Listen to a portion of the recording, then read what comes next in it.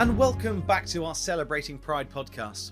This is the series which explores the experiences, stories and hot topics related to pride in healthcare in Nottinghamshire in a bite-sized format recorded with our panel of speakers early in 2023. We really hope you enjoy it. Today's episode is the 5th episode of the series, which builds upon last time where we discussed about inclusive GP practices and looking into where we need to influence and who we need to speak to make positive change. We hope you enjoy today's podcast. You know, I was just thinking when Robbie was talking about forms and computer systems, and my mind was running away with itself. I thought, how would that actually happen? And really, what the sorts of things that needs to happen is when the digital strategy team at the ICB are having a conversation about what the next clinical record system is going to be that is purchased for general practice. They need, and when they're talking about specifications, they need to have it in their mind and their consciousness, amongst all the other things they'll be asking, to ask about how does this system deal with gender? What are the features here? And actually, these are features that we value as a system, and the other systems around the country will probably value as well. Therefore, you should, if they're not in your product, you should make sure that these are in the digital product that you're offering us, or can we raise a ticket to development ticket for this to be included? And then I was thinking, so how does that happen? And the conversation we're having is helpful. It's really great that there are people within the system like Robbie and Beckie, but I just wondered, do you Robbie and Beckie, do you feel that you've got access to enough to these other parts of the system to influence these decisions that will have the impact on patients, like how we recognise their gender in letters? Do you feel equipped and that you've got access and profile within the system? We're both, for those listening at home, both virtually looking at each other there, not wanting to be the first one to answer that, I think, Andy. So I think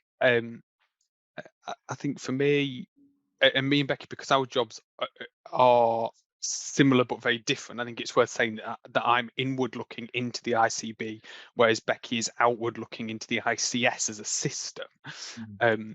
So part of the work that I do involves things like our equality impact assessments. So for any big changes, I chair our internal process and panels around making sure that we are doing really in-depth and meaningful impact assessments around decisions such as that. So my take on it is probably different to Beckie's, because that's part of my ongoing kind of portfolio work. So I suppose there are, in direct answer to your question around, do I think we see or have enough access and visibility to the wider system? I think parts of it, yes. I think there is still work to do. I think it's just worth saying ICSs as a concept and in existence have only just about virtually been around a year, and we're still working through a lot of that. How do we work collectively? And some of those challenges will take some time to work through. And I think one of those is, in the context of this conversation, is how actually do we make our systems, our approaches, our that golden thread of a patient pathway, as opposed to what does it look like in primary care, secondary care, etc. How do we make that run all the way through? And I think it's a really big challenge. That's a bit of a non-answer to you, Andy, but it's a challenge that I think both myself and Beckie see. Yeah, I think so. Integrated care system is ICS. I'm just mindful that some people might not be familiar with acronyms. And so in answer to your question, Andy, yes and no. We do have the ability to influence the system. Where we're not quite as mature as we might like to be yet is getting all our systems aligned to say the same thing at the same time. And I think that's really tricky. And so because the integrated care system works with health, social care and voluntary sector, it's really difficult to get us all on the same page at the same time. But in the ability to influence, I would say yes, we're certainly getting to a place where there's more confidence and having the ability to challenge each other in that safe space to make those have the difficult conversations actually, and then to come up with an agreed strategy about how we move that forward. So I think we're far further forward than we have been before, but I still think there's a long way to go. That's a bit of a cop-out, isn't it? But I think we're moving in the right direction.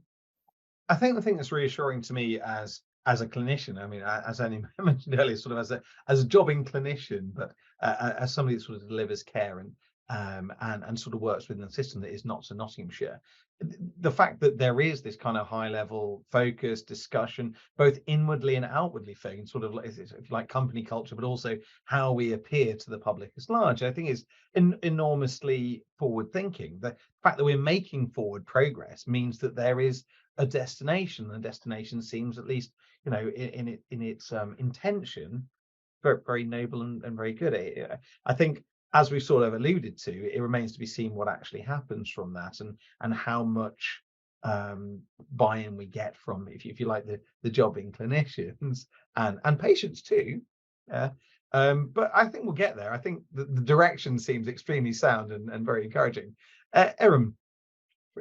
I just wanted to come in and something that, as I said, so I'm very new to this equality, diversity, and inclusivity scene, in the sense of looking at it in a wider way. But one of the things that that was brought up in a previous discussion was things like cervical screening. You know, when as clinicians, how do we ensure that we still give patients the care that they need when it comes to different types of screening, or you know, other aspects of health? If we don't get the IT systems right to be able to record something, for example, with transgender patients, you know, what their biological sex was compared to, or, you know, and sorry, cis, and you know, what they identify themselves as currently. How do we ensure that when they get things through the post, you know, that they're not missed off because it's not been coded appropriately, or, you know, there isn't something in the system, in our IT system, to allow us to identify that these patients still need to make sure that they're on recalls and things like that. So I just thought that actually, from that aspect, it's really important that our, you know, System 1 or EMIS allows us to be able to identify those patients so that they can get the appropriate care. I actually took that back to my practice manager to find out, well, actually, what do we have in place? Because I've not even thought about this before. And his response is, it's really complex, because actually, when you know, if, for example, a patient wants to change their record, it's really difficult recording and the conversation that has to happen, you know, to say that, oh, well, when you change your record and your sex is different on the record, apparently it can't be recorded on that record. It was just very complex the way and I just thought, you know what, I don't even understand what that conversation is meant to look like, and if I don't understand it as a clinician, then that's not going to allow me to help my patients in the way that I should be able to help them.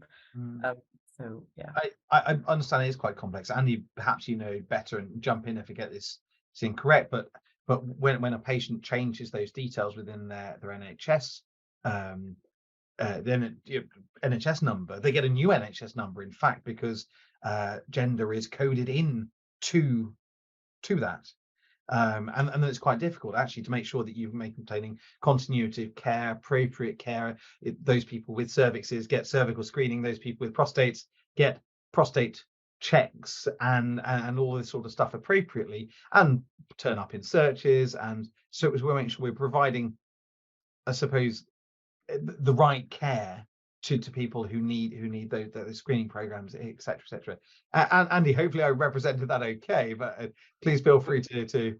So I'm no expert, but something that strikes me is I think this is an area where you hear different things a little bit. So and I'm not sure that we all know what quite the right thing to do is, because we had a certain approach in practice that I think one of us had gone away and done some training and come back with, and then I did the an update with GP Update the other day, and I heard something different about the treatment of records.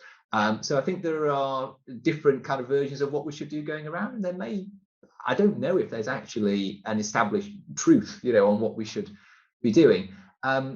When I was, the most recent kind of teaching that I went to about it was actually saying this can be largely driven by what the patient wants, because sometimes we can be of the opinion that, right, they've changed their gender, they need a new medical record, they need a new NHS number, but actually they were saying, actually a lot of patients don't want that, because when you have the conversation about what that practically means for them being recalled in the future for screening that's relevant to their gender at birth, they might not get it. And if people understand that, sometimes people choose actually not to have a new record once they understand what that means. Some people definitely do want the new, do a new record, but actually they were saying actually you can be much more driven by what the patient wants. I think if they do have a new record, then currently I think we have to look at what feel like workarounds using the clinical record systems that we've got ourselves by adding additional codes that we can then look for in our recall systems, like this kind of person with cervix, person with prostate, things like that. So it feels like we're kind of improvising at the moment until the record systems integrate the sorts of features that we need to handle this correctly. I don't know if that's helpful. I don't know if other people share my observations that you do sometimes hear slightly different things about these things. I don't know what other people's experiences are, or if they know what the truth is about what we should do. Sorry, I was just going to say I find it really difficult because I don't feel as if I've got this education that I need to be able to really make sense of it. So for me, I think that's such a key aspect, is attending, like you said, GP Update, or attending sessions where you're actually getting the relevant training. I think sometimes we make it up as we go along as clinicians because we don't have capacity, and again, that's just reflective of primary care. And actually, that's not really fair on patients. And this isn't just about this community. It echoes through any, all the wider communities, that what we don't what we class as other. I think it's really hard sometimes for us to make proper decisions because we don't have the education. And again, I went through VTS training through Nottingham. I don't think it was something that came up as a in my training to talk about the simple things like IT. Well, actually, this is something that we should have been told about, or a discussion that should have had in regards to how do we ensure that we're using the systems properly, and how do we ensure that we are doing right by patients by doing that. I think sometimes we're very much in a grey area, and I'll put my hands up. Sometimes you do just guess, and you hope that you're doing the best that you can. And again, this goes across all different types of communities, and I just hope that we have it. Going forward, I think these are the things that we need to make sure that we include in, for example, VTS training, or include in like postgraduate the training hub do a huge amount of training in CPD, and we definitely try and ensure that these topics are discussed. But actually, maybe we need to do more, and maybe we need to make sure that it's more accessible and people are actually accessing it. Why are they not? So these are things that we really need to have a look at. Providing the access and allowing people to access it as well, I think is very important, for equity for patients, but also recognizing that it is difficult for clinicians to stay up to date. Vitally important, but a real challenge to help ensure that we change the paradigm of education, we change the paradigm to help change the paradigm of practice. These are all things that are going to take time, and I think years or probably decades to the point which we get to where we want to, hopefully as short a time as possible. But I think the realist in me suggests that community, the country will change bit by bit. But we mentioned kindness earlier, and I think that is something I try and instill through all of my practice. I think being kind to ourselves and being inquisitive, finding out more, making it a point to help help improve our care, but also recognizing that it's not straightforward. I think one thing I just wanted to highlight there is we're trying to figure out the nomenclature. We've mentioned this a couple of times, trying to actually think, what are the best terms to use? What are the most inclusive language that is I hesitate to use the word correct, but what's the most inclusive language that is the most inclusive? Yeah, I think I'm gonna double up on that. What's the inclusive language that is the most inclusive? Because I think when one tries to get things correct, we kind of set us up for a fall. We aim for that. I think we've got to go via trying. At least that's the approach. A few nods there. Hopefully that made sense outwardly as it did in my head. Robbie, just come to you now. Yeah, I'll pick up on the question of what is the most inclusive language to use. And I think there is a really simple answer to that, and it's whatever the individual finds most appropriate. And that's a very non-answer. But it's we spoke before we started this podcast when we were just having a discussion amongst ourselves about the word queer and how that is, I'm quite comfortable with that, but I appreciate that I'm a millennial and I'm in a completely different place to people who were maybe born in the 50s and 60s and grew up through the AIDS epidemic, and the word queer was very much used as a disrespectful and very abusive term. So to use the word queer towards me, I don't find that in any way offensive, but I have full appreciation for its history and where it has come from. You use that towards some other people and it would be, accepted as massively offensive. So I think for me, it goes back to a lot of what we've said already today about asking that individual. So, for example, don't assume pronouns, for instance. Ask the person.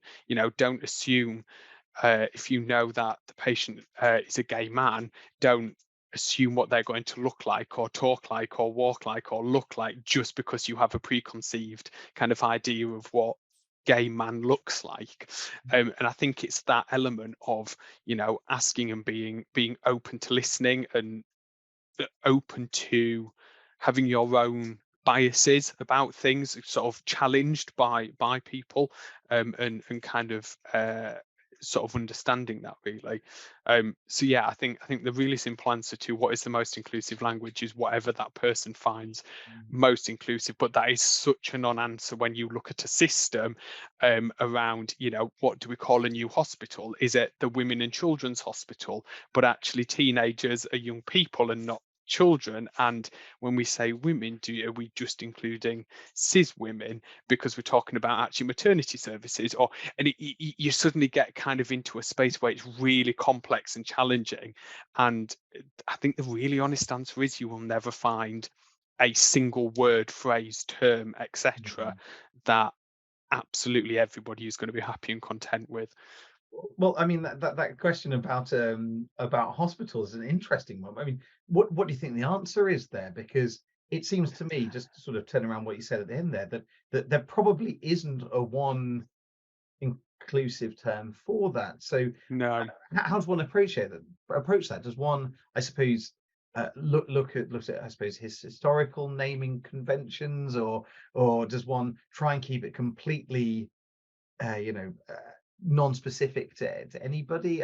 How would you approach that? Because I didn't even think about that now, but it doesn't seem like a straightforward answer is possible. I think that's the wonder of having EDI professionals and clinicians around the same table. We come in it from completely different sides and attempt to meet in the middle. And I think that, quite honestly, I don't think there is an answer to it. You can, taking that as an example, a women and children's hospital, for instance, you could go down the route of family health, but then what does family mean? Is family mum, dad, child? Or actually, we know that that's not what every family looks like. We've got single parents, we've got same-sex couples, we've got families with children, family without children. So what does family mean? So it's massively complex, and I think there isn't really an answer to it. And I think it's sometimes about being really pragmatic about some of this and understanding that whatever term we pick, take the word maternity. The history and what maternity means is about women, but we know that that maternity services and sort of obstetric and gynecology services are not just given to cis women. So we use language and we have to be pragmatic about it sometimes. I know Andy, you want to come in and kind of pick up on some of this. Yeah, it's really interesting, and it is so difficult, isn't it? And I was just thinking about, just naming in general, really, because in order to for people to understand what things are, like the Breast Institute or women's medicine, or or things like that, we kind of do have to name them, at some point, because we have to talk about them and we have to distinguish one thing that does certain functions from another. It's really hard, isn't it? And the act of naming something, it's sort of, it includes and excludes just in the act of it, doesn't it? So you were just making me think about just really how difficult it is.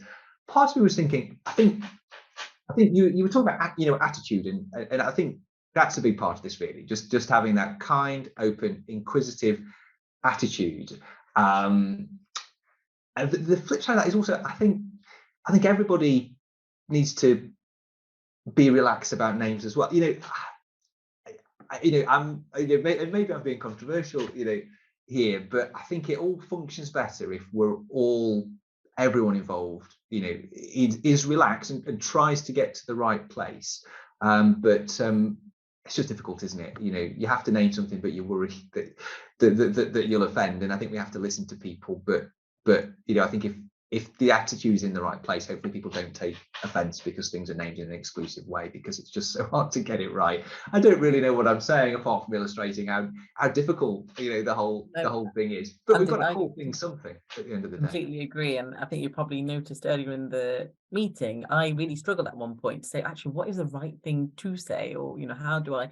And, and it comes from a good place. And it's someone who, I hope I am getting more and more educated on this, but actually people do struggle. And it's, it is that balance, isn't it, between being quite stringent on actually, this is the only thing that's acceptable, but also realizing that people are going through a journey, and that journey will, it happens at different speeds for different people, but appreciating that people, who are coming with good intention, should be seen that way. And again, James, it comes to what you said about inquisitive curiosity, or being kind and inquisitive. It's so important. And I, again, I bring it back because it's what I identify as, but being a South Asian, I really appreciate it when people come and ask me questions rather than kind of sit there in the corner and just kind of stay quiet. And I'd rather have an open discussion, because it comes from a good place. You're finding out to to be able to take that learning forward and use it elsewhere, which is brilliant. And it's, I think it, as an individual, it takes a lot. Sometimes you're probably not in a good mood and don't want to hear that question asked again and answer it again. But I think it's that kindness, that culture of kindness, and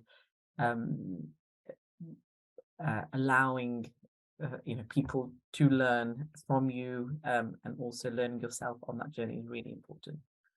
I think that balance is enormously important to find in healthcare, and it strikes me that a lot of what we have, as you've said, those all these things hopefully come from a position of inquisitiveness and kindness and a good place, but we do worry about upsetting people. We worry about causing offence, and I know I sort of mused as you were speaking there that perhaps this comes from if they don't expect kindness, or people from communities that find that have various amounts of discrimination and negative experiences, don't necessarily expect kindness.